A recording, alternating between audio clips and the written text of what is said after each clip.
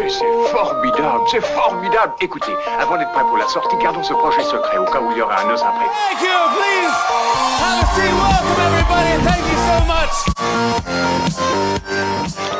Et oui, pour ce 3e numéro de la Pop Collection, un sujet un peu plus grave, un peu plus sérieux, parce que l'actualité l'oblige d'une certaine manière. Et donc j'ai intitulé cette chronique « Quand la réalité rattrape la fiction ».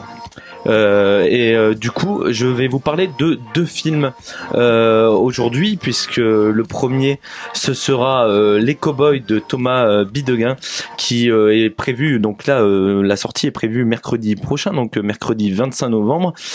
Pour présenter Thomas Bidegain rapidement, c'est un scénariste assez reconnu dans le cinéma français, hein, qui multiplie les scénarios, surtout ces derniers temps, puisque il a notamment signé des scénarios pour Audiard, notamment Un prophète, et plus récemment Dipan qui a eu la Palme d'Or, mais je pense aussi au très beau et au très original Ni le ciel ni la terre dont on avait parlé dans l'émission de cinéma, et donc là qui était plutôt une réussite. Là il passe à sa première réalisation, et donc c'est un film donc au casting avec François Damiens, qui donc là aura un rôle vraiment sérieux, puisque le film se déroule sur une quinzaine d'années et raconte l'histoire d'un père avec son fils qui recherche sa fille Kelly, partie un jour sans explication rejoindre un djihadiste. Donc un film en prise avec son époque, puisque là c'est vraiment un sujet d'actualité, et c'est un film dont parlaient déjà les cahiers du cinéma en septembre dans leur numéro 714 intitulé Le vide politique du cinéma français. Alors on en a déjà débattu là sur Radio Campus.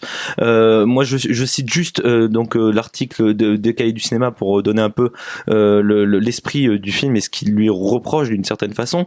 Alors les cahiers, donc par le biais de Stéphane Delorme, le rédacteur chef du mensuel, déclare que c'est un premier long métrage confondant de naïveté, film dans lequel Bidegain s'échine à retrouver la recette de La prisonnière du désert, donc le chef-d'œuvre de John Ford, sans donner le moindre poids ni scénaristique, ni visuel, ni temporel à leurs personnages, et que donc il caractérise le film de projet plutôt high concept plutôt que d'essayer d'aller habiter son sujet.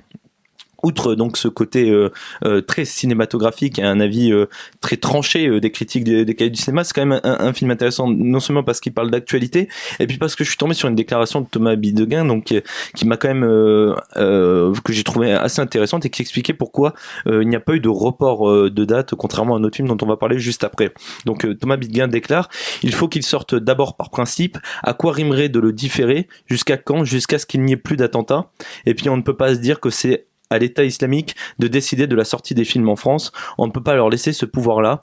Ce n'est pas un film sur ceux qui partent, c'est un film sur ceux qui restent, sur la façon dont notre communauté peut réagir.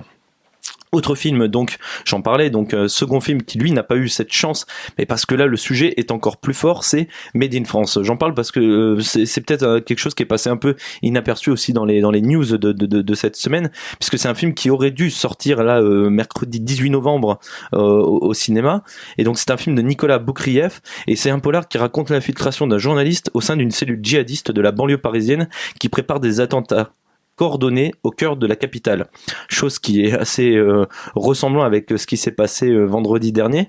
Et donc le film a vu sa sortie reportée en raison de l'actualité, et une décision prise par les distributeurs qui assurent que le film sortira, entre guillemets, je cite, plus tard. Donc pour l'instant pas de date, sachant que la sortie avait déjà été prévue il y a quelques temps, et que le film avait été retardé aussi par l'attaque de Charlie Hebdo et les attentats d'Hyper Cacher.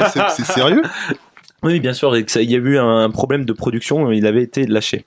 Et donc les affiches venaient tout juste de recouvrir les panneaux publicitaires du métro parisien, avec un visuel assez choc, puisque ça représentait une grande Kalachnikov adossée à la Tour Eiffel, comme un prolongement armé du plus grand monument français, du plus célèbre. Et avant le report de son film, Nicolas Boukrieff affirmait donc à l'AFP l'avoir conçu comme un contrepoison à l'endoctrinement islamiste.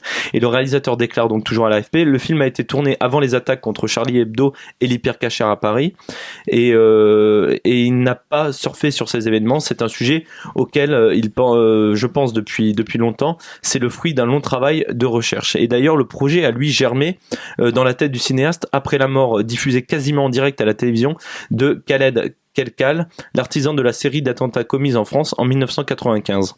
Et il déclare: moi-même né d'un père algérien et d'une mère française, je me demandais comment une intégration a-t-elle pu échouer à ce point, et c'est ça qui a donné lieu à ce film.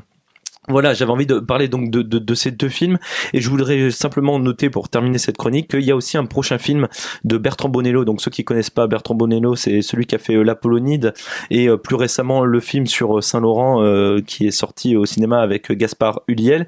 Et donc là, ce serait un film qui raconterait l'histoire d'une bande de jeunes terroristes et qui s'appellerait Paris est une fête, qui reprend d'ailleurs bizarrement un titre d'un récit autobiographique d'Hemingway, qui maintenant refait un carton avec les attentats récents et qui s'est installé en tête des ventes à l'heure actuelle à la Fnac, sur Amazon, C'est vrai. et qui a relancé totalement Grâce à le Daniel. Paris en fait de l'époque d'Hemingway. Grâce à qui? Grâce à Daniel. Tu connais pas Daniel? Je connais pas C'est la Daniel. mamie de tous les Français, voyons. Ah bon? Ah oui, Elle c'est a celle qui a fait fait le une, buzz sur BFM ouais. TV. Elle a fait une intervention Mais sur vous BFM connaissez tous TV. les buzz et les machins. ouais. c'est Mais des- écoute, mon travail, Dans hein, la- T'appelles ça travailler, regarder les buzz et les détournements? Excuse-moi, hein, non, pardon. c'est passé à BFM, Ouais. ce truc-là. Bah, je suis très content si les gens lisent Hemingway. Il faut lire Hemingway parce qu'Hemingway c'est génial. Merci beaucoup Mathieu Bah, de pour rien, de cette pop collection. Alors oui, et c'est vrai que donc c'est les distributeurs, on est bien d'accord, hein, qui ont repoussé la sortie encore de ce Oui, film. oui. Bon, ça a été un commun accord hein, avec la boîte de production Ouais. et le réalisateur. De toute façon, ça aurait été compliqué. Mais le cinéma et la culture ne sont pas censés justement parler de ce qui est actuel, justement donner un autre point de vue que les informations, essayer, sans vouloir jeter de l'huile sur le feu. Et après, s'il y a une question peut-être de peur, bah,